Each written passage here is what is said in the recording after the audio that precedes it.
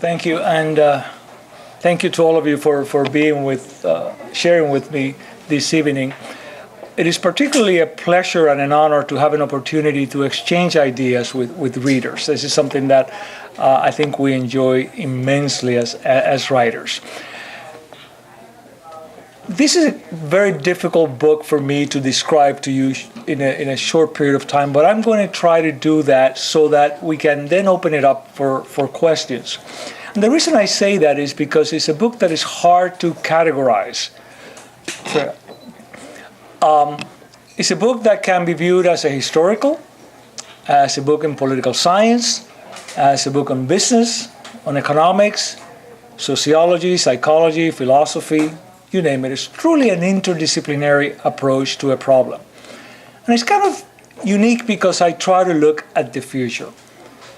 And writing about the future in a way that is interesting and not too crystal ball is kind of always a challenge.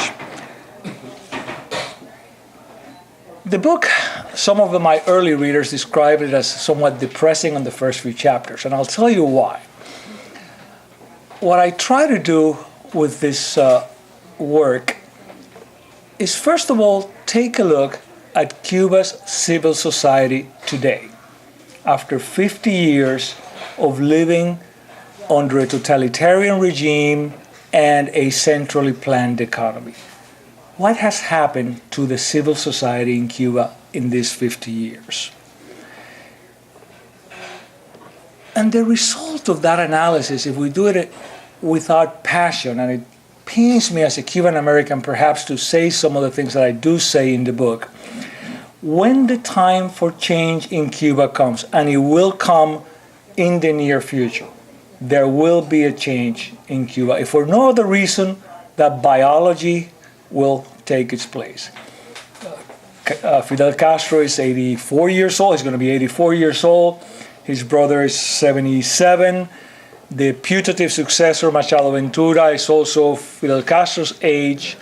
And Ramiro Valdez, another person of that group, is also similar in that age bracket. So we will see a change in Cuba in the next 2 or 3 years.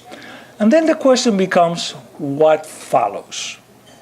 Are we going to see a genuine transition like the one we saw successfully in some of the Eastern European countries, the Czech Republic, Poland, or are we going to see something else?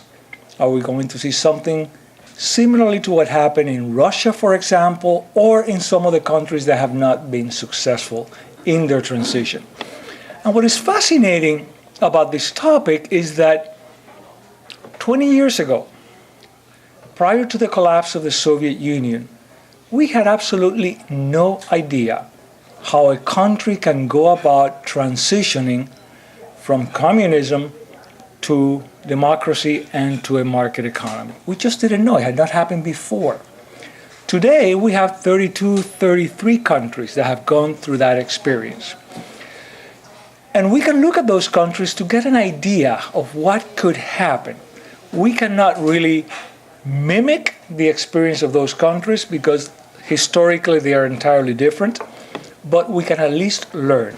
And one of the common denominators that we learn when we look at those countries is that of the 30-some countries, those that have succeeded in truly transitioning have adopted democratic reforms very early on in the process. They decided to make political changes right off the bat. Estonia, Czech Republic, Poland, those countries have succeeded in the transition. We also find that the countries that decided, well, let's do the economic thing first. Let's institute economic reforms, and democracy can wait somehow as an ornament to be placed down the road. Those countries have failed in their transition efforts. So with that in mind, I wanted to sort of approach this and say, okay, what are we going to find when this post-Castro era finally comes? And what we're going to find in Cuba is a civil society totally totally unprepared for the demands of a democracy and for the demands of a market economy. The legacy of this half a century of Castroism is a legacy of political backwardness. The people in Cuba really have absolutely no idea, and they cannot possibly have any idea of how one ought to behave in a democratic regime. What are my duties? What are my responsibilities as a citizen under a democratic regime? So we're going to find a population that really has absolutely no knowledge of what their duties and responsibilities are.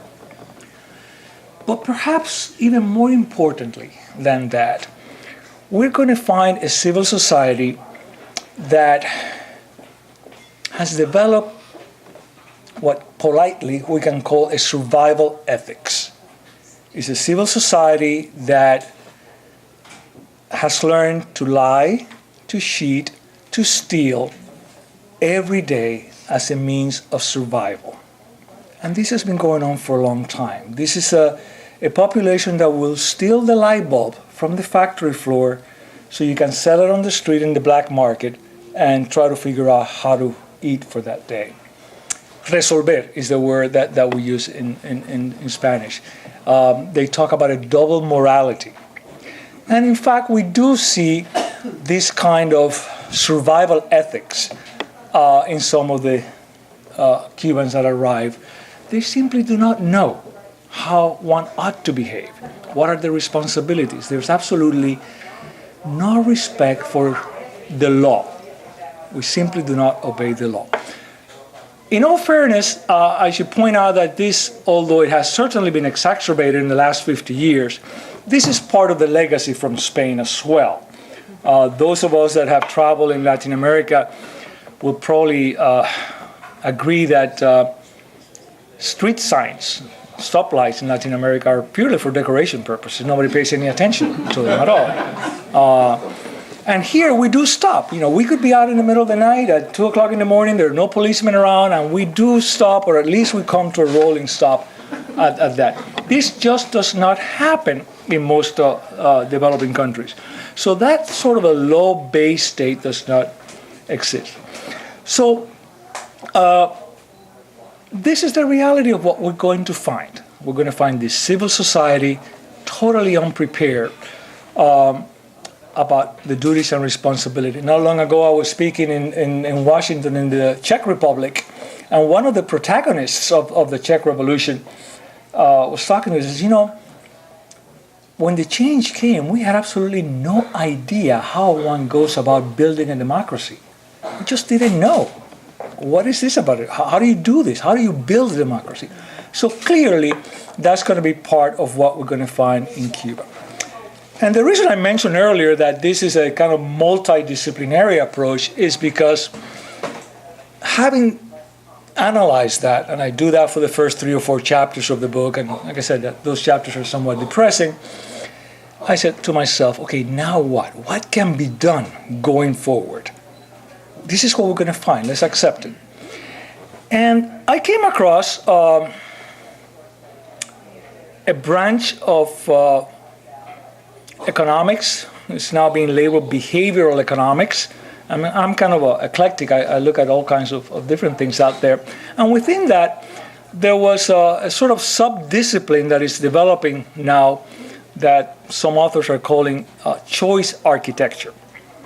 And the point of this discipline is how can policies be designed to incline people, to nudge people, and that's the title of one book that I borrow from and I use quite a bit, I quote, to nudge citizens into making better decisions as citizens. So, you know, this is kind of interesting. So I sort of delved into that literature quite a bit and then try to figure out, is there an application of this choice architecture that could be used in a post-Castro environment to nudge the Cuban population into making better decisions? And indeed, I think there is, and I'll talk a little bit about that. But let me just sort of flavor the discussion and